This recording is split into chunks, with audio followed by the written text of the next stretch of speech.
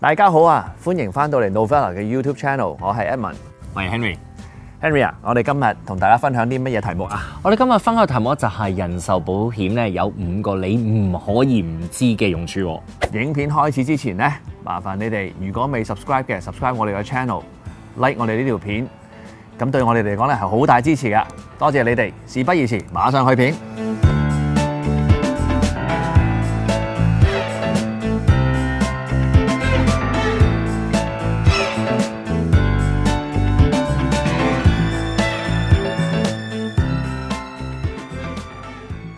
嗱，我哋 Novella 個 channel 咧，其實咧最主要咧就係想幫一啲回流人士啊或者新移民咧，去提供一啲理財啊或者稅務同埋一啲生活嘅小貼士嘅。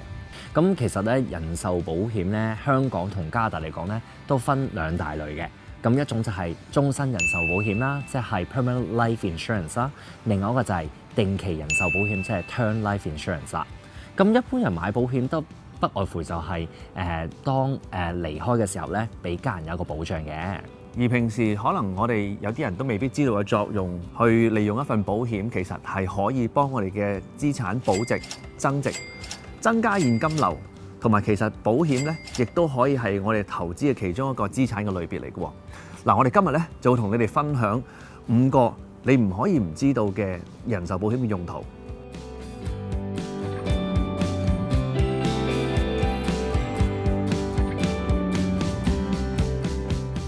第一個作用咧，其實咧就叫做 income replacement strategy 啦，即係收入保障策劃啦。Henry 啊，可唔可以同大家解釋下？好，依家收入保障策劃咧，其實就係當你嘅配偶離開嘅時候咧，咁現疏公司啦，咁你買咁嘅保險咧，就會賠出一個巨額啦。咁呢個巨額咧，我哋就會幫你去投資啦，然後咧就會有定期有呢個收入啦，去保障個配偶嘅生活費咯。今日如果你嘅配偶突然間離世啦，咁佢可能你哋而家本身係供緊啲mortgage 啊房貸啦，又有呢個車嘅貸款啦，咁但係你係2份人工嘅喎，本來2份人工就去供呢啲嘅喎，突然間一個走咗啦，咁點算呢？所以我哋就需要買呢份人壽嘅保險去賠出呢個額。好啦，賠咗出嚟之後，係咪就咁 pay off 晒佢咧？又唔係嘅喎，你可以有個自主權，然後交俾我哋去策劃。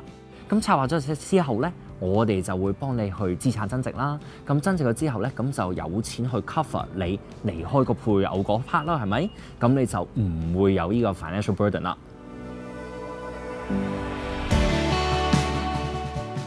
第二就係遺產稅同埋遺產傳承策劃。咁喺呢度方面嘅話，係點樣處理嘅咧？嗱，關於呢一個題目咧，我哋其實已經拍咗個短片，係關於遺產稅呢一樣嘢，大家可以去睇睇嘅。一般人以為咧，其實當佢人走咗之後，佢呢一生人所擁有嘅嘢，其實就已經可能係俾咗下一代，俾咗佢咪得咯，係咪？嗱，但係其實喺加拿大唔係咁嘅，OK？喺加拿大咧，其實一個人走咗，佢所有成世儲落嘅嘢嘅增值咧，其實係當嗰一刻賣咗嘅。咁而賣咗嘅時候咧，就會打一次稅啦。咁而嗰個稅務，因為其實我哋所有嘅資產加埋一生人嘅時候，其實可以係一個好龐大嘅數字嚟嘅。所以我哋一般咧都會建議咧，就係用一份人壽保險去做咗呢一個嘅財務策劃嘅。其實咧，好多人咧都唔知道，當佢走嘅時候咧，其實係會爭落咁大筆嘅遺產稅嘅。OK。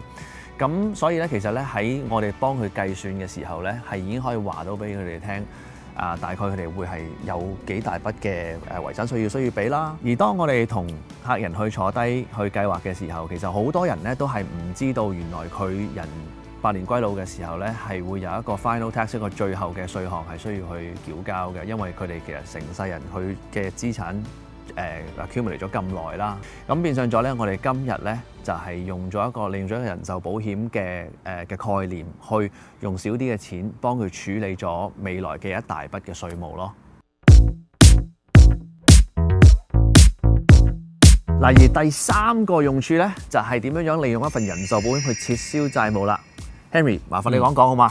好啦，嗱，大部分嘅債務咧，不外乎係咩？mortgage 咯，呢個房屋借貸啦，係咪？當你行入去銀行做個房屋借貸嘅時候，多數咧佢就會 sell 你一樣嘢係咩？就係嗰個 mortgage insurance 啦。咁我哋就話，我哋點解唔覺得 mortgage insurance 係唔係咁好嘅咧？係因為咧，你今日買咗 mortgage insurance，佢淨係保障銀行嘅啫，就唔會保障到你家人啦。同埋佢保障嘅金額咧，係隨着你個 mortgage 嗰個面額係咁驟降嘅。反而我哋就會用人壽保險嚟代替呢個 mortgage insurance。因為用人壽保險咧，我哋今日 set 咗個價錢，譬如話打個比喻啊，今日你有50萬嘅mortgage 借貸，咁我就賣一個50萬嘅人壽保險俾你。咁呢50萬咧就係永遠 keep 住㗎啦 ，until 個 plan 完啦。咁同埋你俾嗰個 fees 咧，即係你個費用咧，都係劃一嘅。譬如話係50蚊咧，咁你個年期咧就係一路俾50蚊咁樣去走㗎啦。好啦，咁然後當真係有事發生啦，有你個spouse 離世之後啦，咁嗰50萬就會 pay out 啦。pay out 之後咧，你又可以自己選擇究竟會唔會走去 pay off 個 mortgage，或者你可以做第啲用途，咁你可以繼續供個 mortgage 都得嘅。同埋咧，喺人壽保險公司買嘅人壽保險咧，喺我哋嘅現金流情況許可底下啦，係可以將嗰份人壽保險咧轉去一份終身嘅人壽保險，即係我哋嘅 permanent life insurance 啦。咁亦都可以變成咗佢可以係一個儲錢嘅工具啦，一個叫做慳到稅嘅一個退休金嘅儲蓄啦，可以做得到。而喺 CBC Marketplace 咧，其實佢哋做咗個短片俾大家咧，係分析呢一個嘅 mortgage insurance 銀行嘅 mortgage insurance 啦，同埋人壽保險公司嘅保險啦。咁我都好想邀請大家去睇睇呢一條短片嘅。咁同埋真正要做策劃嘅時候咧，其實最好咧都係揾一啲合資格嘅理財顧問去傾傾咯。第四個作用咧，其實咧人壽保險裏邊咧，其實仲有一個 feature 啦，我哋叫做 Insurance Retirement Plan。咁其實係啲咩嚟嘅咧？嗱，其實咧喺我哋加拿大退休嘅時候咧，好多時我哋嘅收入嘅來源咧，例如譬如話我哋加拿大嘅 CPP 啦、OAS 啦，或者譬如話我自己本身可能返緊工嘅，或者我會有一啲退休金 pension plan 啦，或者 RRSP， 甚至乎我有投資物業，我收租嘅 ，OK。咁其實咧呢啲種種嘅收入咧，都有一個共通點嘅，就係全部都係要打稅，我哋全部都係要交稅。咁喺呢一個萬稅國家裏邊嘅時候，有冇啲嘢係唔需要交稅嘅咧？嗱，我哋有我哋嘅自住物業啦，有 TFSA account 啦。咁另外一個咧，其實我哋仲可以去用到嘅咧，就係我哋嘅人壽保險啦。而我哋人壽保險裏邊咧，其實裏邊咧係有個現金價值，有個 cash value 喺度嘅。OK，咁當我哋個人壽保險裏邊嘅現金價值個 cash value 係去到一個相當嘅 amount 嘅一個相當嘅額之後咧，其實咧我係可以因應呢一個額咧係去做一個貸款嘅。咁而呢一個貸款咧唔需要話一次過做晒嘅，可以係分步咁樣去做。而我每年咧就可以喺呢個貸款裏邊咧慢慢攞啲出嚟，慢慢攞啲出嚟，慢慢攞啲出嚟。咁有乜好處咧？就係因為呢個貸款我可以慢慢每年逐年咁樣去攞嘅時候咧，慢慢逐年去借嘅時候咧，就係我裏邊嘅資產仲係增值緊噶嘛。因為我冇攞到佢出嚟啊嘛，我冇 cash 收到佢啊嘛。咁而且咧，當我喺呢一個借貸裏邊攞錢出嚟嘅時候咧，因為佢係一個借貸，而就唔當算係收入啦。咁而唔係收入嘅，即係點啊？即係唔使打稅咯，係咪？咁所以咧，變相咗喺退休嘅階段嚟講，利用咗呢一個人壽保險去做一個退休策劃嘅話咧，其實係慳咗稅嘅。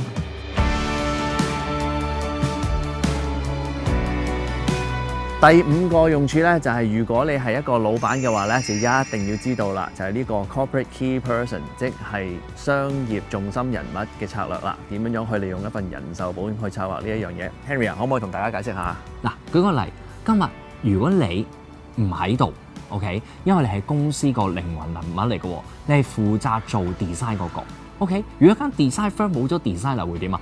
咁咪就冇晒收入啦 ，right？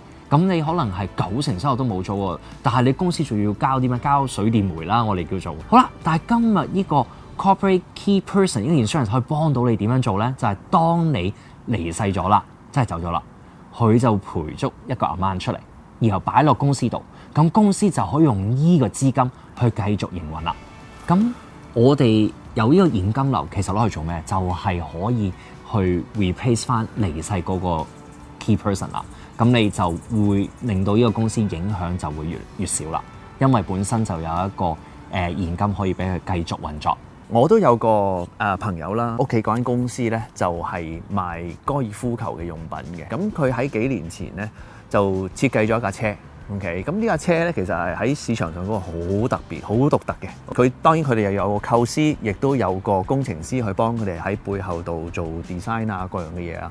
咁而家已經係出到第3代㗎啦。我哋亦都可以聯想得到咧，就係佢哋因為要 expand 佢哋嘅生意啦。咁意思就係即係如果呢個 key person 呢一個工程師佢唔喺度幫呢間公司做嘢嘅時候咧，咁佢哋就生產唔到架車，冇人去做呢一個QC 啊，冇人去再去繼續 develop 呢一架車，咁所以咧變相咗我哋頭先講嘅 key person 咧就係當呢一個人如果離世嘅時候，假設就可以利用呢一個人壽保險嘅賠款賠翻落去公司裏邊啦。咁公司譬如話借咗錢去 expand，咁可以有個 cash flow 去有個現金流去繼續去抵消呢一個嘅債務啦。